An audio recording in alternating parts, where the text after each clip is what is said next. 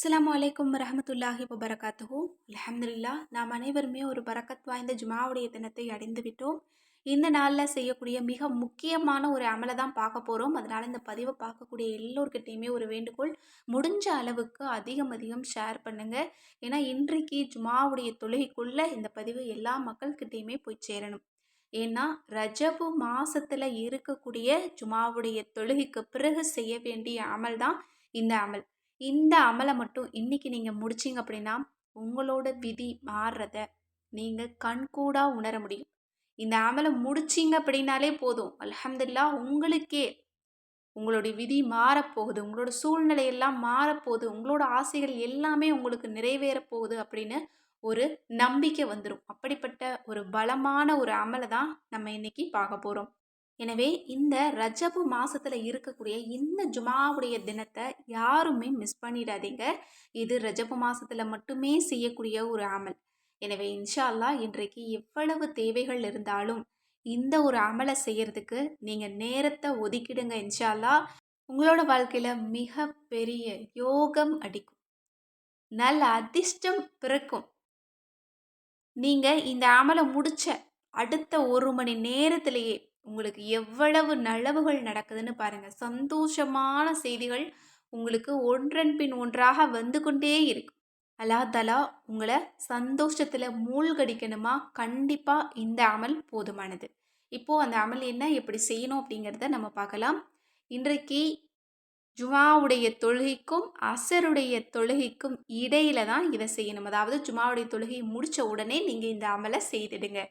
நல்ல முறையில் ஒளி செஞ்சுட்டு ஜுமாவெல்லாம், அதாவது பெண்களுக்கு லுஹர் எல்லாம் முடிச்சுட்டு அதே இருப்பில் இருந்து நீங்கள் 2 ரகாத் சலாத்துல் ஹாஜத் அப்படின்னு நீங்கள் தக்பீர் கட்டிக்கணும். உங்களோட அந்த தேவையை நீங்கள் மனசில் வச்சுக்கிட்டு நீங்கள் தக்பீர் கட்டிக்கணும்.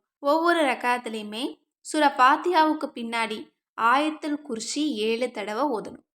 சூரா இஹ்லாஸ் இருக்கு இல்லையா, சூரா இஹ்லாஸை நீங்கள் 5 தடவை ஓதணும். இதே போல் 2வது ரக்காத்தையும் நீங்கள் முடிச்சுட்டு அதே இருப்பில் அஸ்தகுஃபிருல்லாஹில்லதி லா இலாஹ இல்லாஹுவல் ஹய்யுல் கய்யூம் வஅத்தூபு இலைஹி அப்படின்னு நீங்கள் 10 தடவை திக்ரு செஞ்சுக்கணும். அவ்வளோதான்.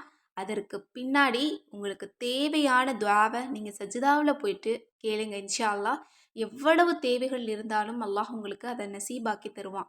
ஏன்னா இந்த அமலுக்கு ஏராளமான சிறப்புகள் சொல்லப்படுது.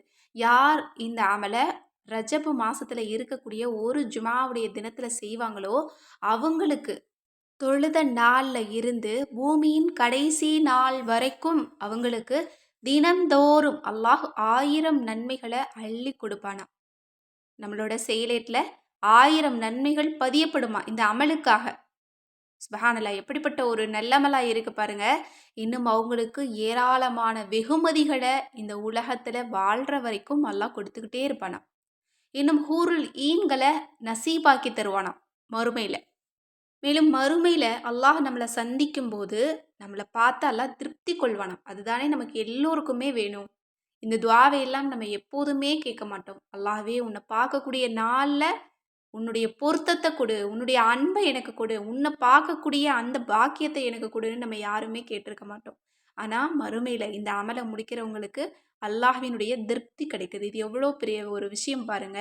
இன்னும் அல்லாஹால நம்மளை சந்திக்கக்கூடிய அந்த நாளில் அல்லாஹுவுக்கு வழிபட்ட இன்னும் நல்லமல்கள் செய்த கூட்டத்தில் ஒருத்தங்களா அல்லாஹ் நம்மளை சந்திப்பானாம். இது எவ்வளோ பெரிய ஒரு விஷயம் பாருங்க.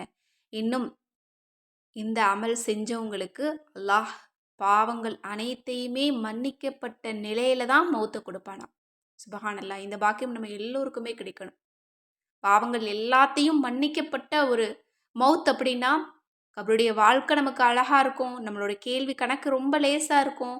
இன்னும் மறுமை நாள்லையும் நமக்கு எல்லாமே ரொம்ப ரொம்ப லேசாக இருக்கும். மறுமை நாளில் உயர்ந்த சொர்க்கத்தையும் நம்ம பார்க்க முடியும். அல்ஹம்துலில்லாஹ், அல்லாஹ் தஆலா நம்ம அனைவருக்குமே இப்பேற்பட்ட பாக்கியங்களை கொடுப்பதற்கு நசீபாக்கி தரட்டும். எனவே இந்த ஒரு அமலை பொறுத்த வரைக்கும் சொல்லணும் அப்படின்னா நமக்கு அதிர்ஷ்டத்துக்கு மேலே அதிர்ஷ்டம் கொடுக்கக்கூடியது தான். ஏன்னா இவ்வளவு சிறப்பு நமக்கு கிடைக்குது இந்த உலகத்திலையும் சரி, மறு உலகத்திலையும் சரி.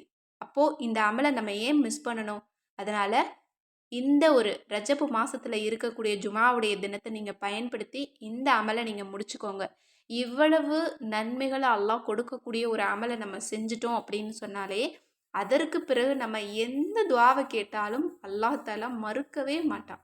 அல்லாஹ்வினுடைய பொருத்தத்த கொண்டு நமக்கு அத நசீபாக்கி தருவான். அதனால இந்த அமல முடிச்சுட்டு, இந்த வாழ்க்கை உங்களுக்கு எப்படி மாறணுமோ அத பத்தி கேளுங்க. எவ்வளோ சந்தோஷங்கள் கிடைக்கணுமோ அத பத்தி அல்லாஹ்விடத்துல முறையிடுங்க. கண்டிப்பா. அடுத்த ஜுமாவுக்குள்ள உங்களுடைய நசீப அல்லாஹ் மாற்றி தருவான்.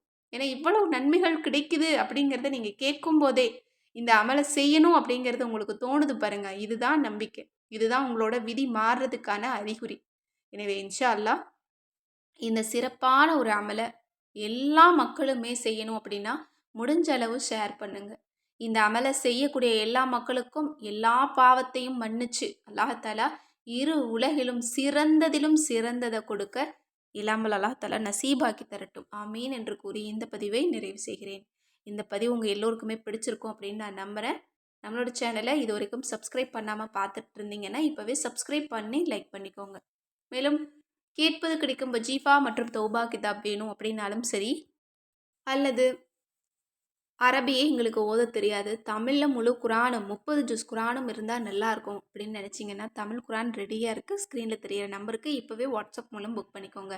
உங்களோட மேலான துஆவுல என்னையும் சேர்த்துக்கோங்க. இன்ஷா அல்லாஹ் நானும் உங்க எல்லாருக்காகவும் துஆ செஞ்சுட்டு தான் இருக்கேன். அஸ்ஸலாமு அலைக்கும் வரஹ்மத்துல்லாஹி வபரகாத்துஹு.